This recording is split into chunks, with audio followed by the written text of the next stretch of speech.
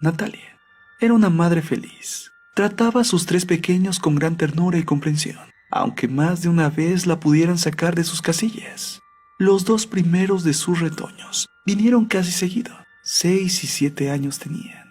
Y la tercera era una preciosa niñita de tan solo 7 meses, que aunque inesperada, fue recibida con el mayor cariño y amor que una familia le puede entregar.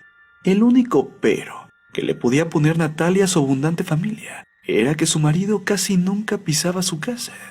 Su aburrido trabajo como contable le daba una cómoda posición social, pero le mantenía ocupado todo el día. E incluso, cuando estaba en casa siempre estaba rodeado de papeles del trabajo, por lo que Natalia tenía que ocuparse de sus hijos sin ninguna ayuda. Y en algunos momentos eso podía ser extenuante. La noche anterior al terrorífico día, la más pequeñita de la casa había decidido celebrar un concierto nocturno. Es decir, no paraba de gritar, y Natalia casi no pudo pegar el ojo. Agotada y casi arrastrándose, llegó a la cama a las 4 de la mañana, tras dejar a la niña dormida en su cuna. Cuando se empezó a quedar dormida, escuchó el grito de su segundo hijo en la habitación contigua. De un salto se levantó y fue corriendo a la habitación que compartían sus 2 hijos mayores, y encontró a Mario, el mediano en edad, visiblemente asustado y llorando sobre su cama. Parecía que había tenido una pesadilla, y del susto se había hecho pipí encima, algo que por desgracia se había vuelto muy habitual desde que nació su hermanita. El niño se había convertido en un príncipe destronado, y su comportamiento dejaba mucho que desear, y era capaz de casi cualquier cosa, con tal de llamar la atención. Natalia, agotada y sin pensarlo mucho, comenzó a regañar a Mario delante de su hermano Julián. Como te vuelvas a hacer pipí en la cama, te voy a cortar tu pipí. Ni siquiera tu hermanita me da tanto trabajo como tú. Esto le dijo Natalia a su hijo. El niño lloraba desconsoladamente mientras su madre cambiaba las sábanas y le daba la vuelta al colchón.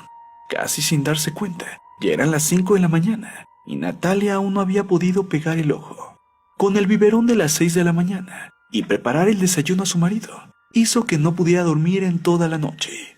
Lo peor de todo es que los niños pasarían todo el día en casa, ya que no habían tenido clase, pero su esposo se había tenido que ir a trabajar. A media tarde, y aprovechando que Mario, agotado por la noche anterior, se había quedado dormido en su habitación, comenzó a bañar a la pequeña Clara. Era el momento ideal, pues Mario estaba insufrible, y si no le vigilaba a cada paso, era capaz de incendiar la casa con tal de llamar la atención. Esa pequeña siesta le daría un respiro y le permitiría bañar a la bebé un poco antes del horario habitual. Con un poco de suerte, hoy podría mandarlos a dormir un poco antes y así por fin descansar.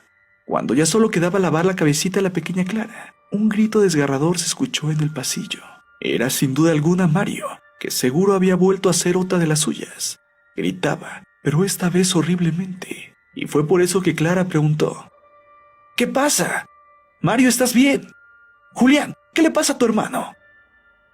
Estaba a punto de envolver en una toalla a la bebé, que aún continuaba enjabonada en la bañera, cuando Julián entró por la puerta, y lo que vio la dejó sin habla. Mami, Mario se ha vuelto a hacer pipí en la cama, así que le he cortado el pipí como dijiste. El mayor de sus hijos tenía el miembro ensangrentado de su hermano en su mano y unas tijeras manchadas de sangre en la otra. Natalia, pálida por lo que acababa de suceder, se levantó de un salto, olvidándose que estaba bañando a la pequeña, y salió corriendo hacia Julián, que al ver la furia de su madre en los ojos, escapó a toda velocidad, buscando un sitio para esconderse. Aturdida, conmocionada y agotada por la noche en vela, Natalia no sabía cómo actuar. Cuando llegó a la habitación de los niños y vio a Mario sobre la cama desangrándose, tras abrazar fuertemente a Mario, le cargó en brazos y bajó las escaleras camino al coche. Su única opción era llevarle al hospital inmediatamente. Cada grito del dolor del niño bajaba en intensidad. La pérdida de sangre le estaba debilitando y sabía que tenía pocos minutos antes de que éste muriera desangrado. Arrancó el coche y pegó un acelerón, saliendo el vehículo impulsado como si diera un salto al pisar un fuerte bache, y sonó una fuerte explosión. El salto pareció sacar a Natalia de su estado de shock, y de repente recordó que la pequeña Clara seguía aún dentro de la bañera. En ese momento se dio cuenta de la mortal imprudencia que acababa de cometer, y bajó del coche, sin mirar atrás, para buscar a su pequeña hija. Por desgracia, cuando llegó era demasiado tarde. La bebita, apenas de 7 meses, No tenía la fuerza suficiente para aguantar tanto tiempo sentada sin perder el equilibrio, y yacía inerte, boca abajo en el agua.